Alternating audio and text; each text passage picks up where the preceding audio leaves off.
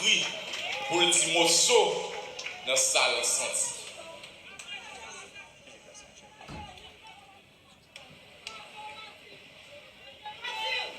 Merci, merci.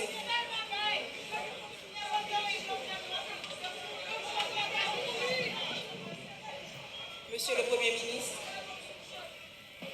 Mesdames, Messieurs les membres du gouvernement, Mesdames, Messieurs les représentants des pays amis, Mesdames, Messieurs les fonctionnaires de l'État, aux dignitaires de la fonction publique,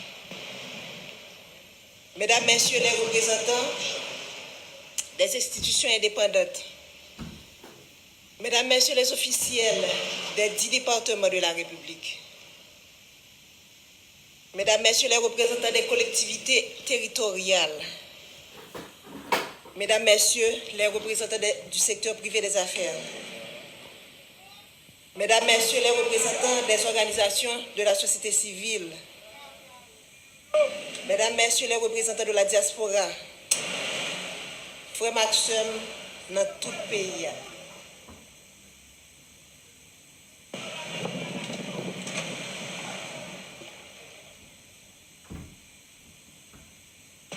Au nom de toute la famille présidentielle, j'aimerais vous remercier du profond de mon cœur de votre présence parmi nous pour rendre un dernier hommage à mon mari Jovenel Moïse.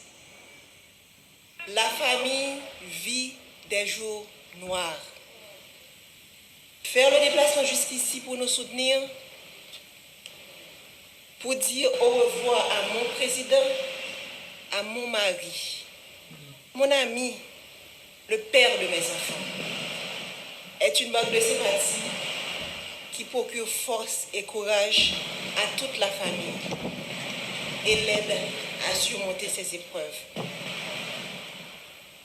Quand j'ai rencontré Joe, cet homme qui allait devenir mon mari et le père de mes enfants, j'ai vu en lui un esprit brillant, inventif et créatif, un être passionné et déterminé, une personne sympathique, enjoué, doté de grand charisme, un jeune homme réservé, mais tellement généreux.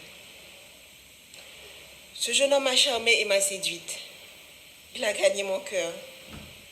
Et depuis, nous avons décidé de construire un seul et même avenir.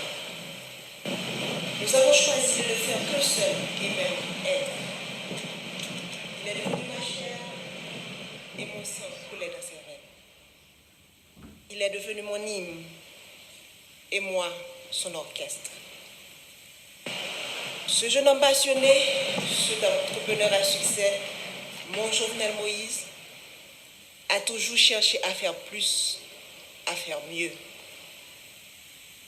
Pour avoir été longtemps une victime, il connaissait bien les vices de ce système pourri et injuste, dont personne avant lui n'a voulu parler. Ce système auquel peu avant lui ont voulu s'attaquer. Alors il a décidé de se lancer dans cette bataille pour le changement. Il s'est retrouvé du jour au lendemain avec tout le système en bloc en face de lui. Il a été traité de tous les noms, sous l'anonymat des réseaux sociaux, derrière la toute-puissance des micros et la pointe des stylos vendus à prix d'or, caché sous des titres ronflants dont il s'affuble.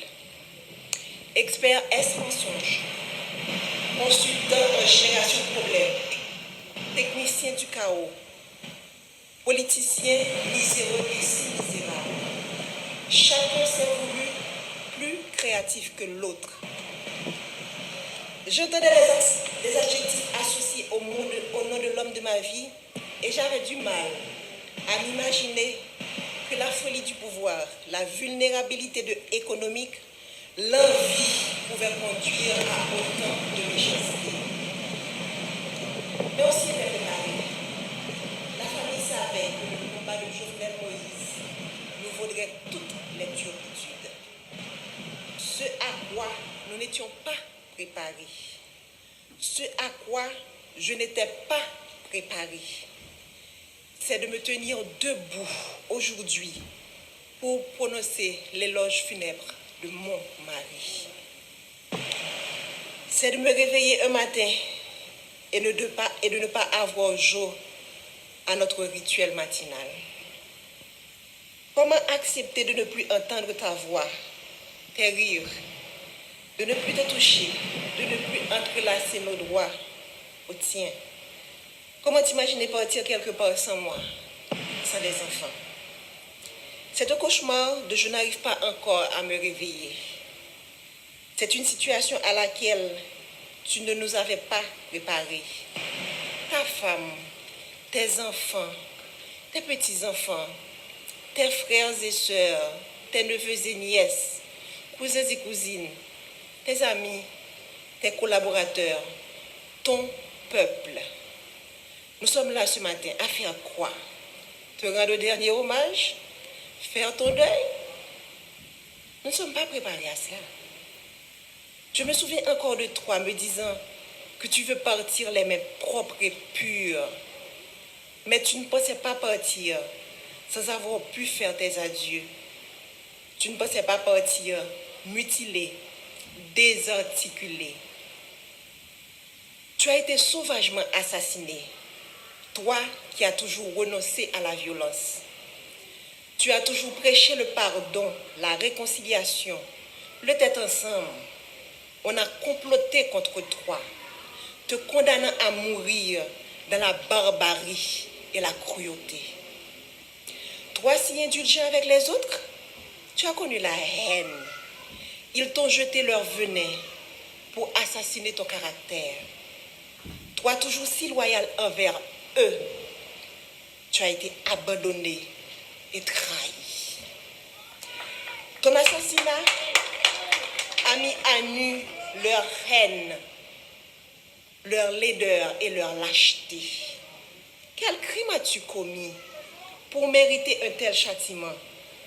Toi dont le plus grand péché a été d'aimer ton pays, défendre les plus faibles, les plus vulnérables, les plus opprimés, les sans voix, contre l'avarice des uns et la cupidité des autres.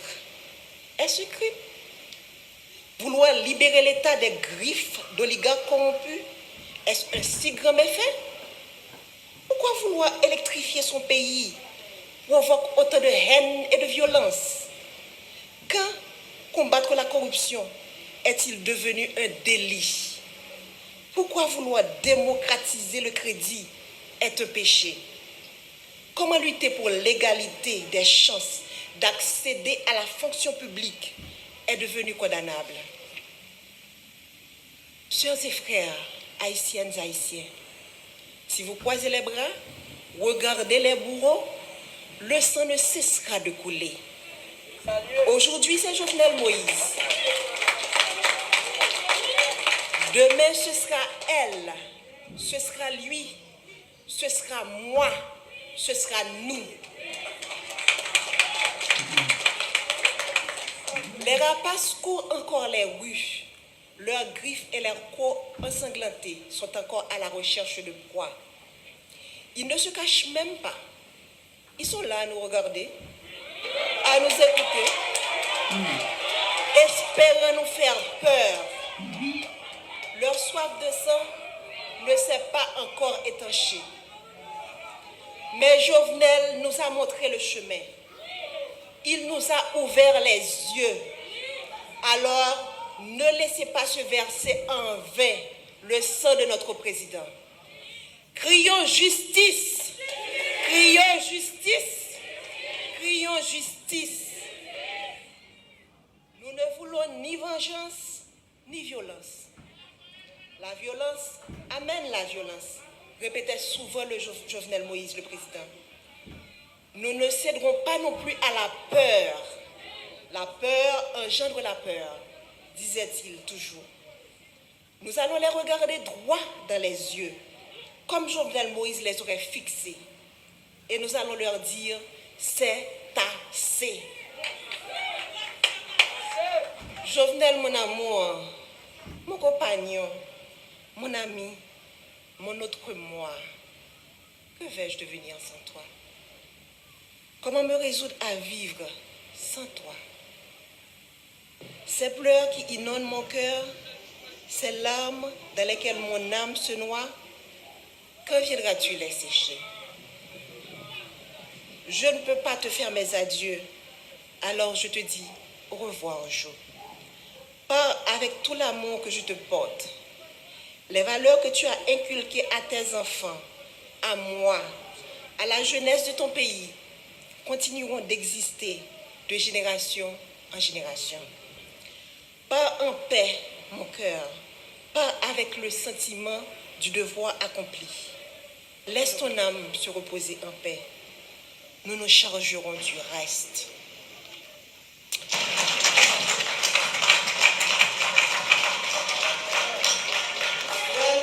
Haïtiens qui vivent dans 4 coins pays, dans la diaspora, nous-mêmes qui venons supporter la famille dans un moment difficile, nous disons merci en pile. Présent sous nous force et courage pour nous kembe. Yo assassiné le président Jovenel, mais yo pas qu'à assassiner vision. Yo pas qu'à assassiner l'idée. Yo pas qu'à assassiner rêve li gagné pour pays. Nous perdons une bataille, mais nous pas perdu la guerre. L'État pas fini. Jovenel Moïse pas plagué nous dans la route. Il était déjà montré nos chemins. Et il a continué à accompagner nous jusqu'à ce que nous arrivions, même si le chemin est long. Je suis bien bas devant le cadavre potorigasson ça, président Jovenel Moïse. Marim, un bon papa, un bon mari, un bon président, un bon soldat. Nous faisons toute campagne ensemble, passer dans tout petit coin pays pour nous comprendre plus bien qui mauvais la vie, frère action nous a subi. Jodi a m'a dit son au revoir, c'est pas un adieu. M'a salué chaque monde qui vient saluer des pas pour tous les garçons ça. Qui tape mené une bataille, qui est un pile monde qui a un privilège pas de comprendre, mais qui veut dire un pile bagaille pour monde en dehors yo. Jour qui est 7 juillet, c'est un jour que monde sans foi ni loi paraît à toute volonté yo pour chavirer chaudier l'espoir pour monde qui pi mal yo, pour gros orteil yo, pour tête canaille yo. Monde qui a commencé à prendre centre l'espoir avec développement parce que route a fait pour la caille yo, poteau a metté, courant a bail, pompe solaire a installé pour couper grand goût. Jour 7 juillet, mais j'ai planifié pour yo couper souffle. Sans yo pas rendre compte qui mal yo t'a fait pays, qui mal yo t'a fait moun Haïti, qui mal yo t'a fait diaspora. Moi connais ou pas jamais aimer politique jo. Ou pas jamais vle entrer dans politique. Monter toujours vle un changement réel. Ou t'es toujours vle la vie meilleure pour ça pi pauvre yo. Moi pas penser que petit changement ça ou t'es vle faire. T'es qu'à mettre de l'eau dans toute famille. T'es qu'à mettre de l'eau dans tout peuple là. Moi pas penser que route de l'eau courant qui c'est base développement tout peuple sur la terre gagne, qui c'est base développement et que tout peuple sur la terre doit gagner, t'as qu'à mettre nous dans chagrin éternellement. Nous t'es toujours ou t'es toujours voulu pour graisse cochon, cuite cochon. Mais hélas, ça c'est la cause que pays a été loxou. Ça c'est la cause que monde qui contrôle gang yo, c'est la guerre d'ailleurs. Ça c'est la cause que conspiration village Tibois te manqué pour toi aller. Ça c'est la cause qui ont été payé mercenaires. Vinn dans pays rete pendant plusieurs mois puis te tonne 6-7 juillet pour te éteindre tant que lampe dans vent. Yo goumé juste mec do wate. Jo oligarque yo gagné une bataille. Mais par contre si peuple a commencé ouais clair, si peuple a commencé à comprendre, si j'ai calé, qui donc ou devant, nous perdons une bataille. Mais la guerre n'a pas fini. Il faut que nous jouions justice pour. Merci.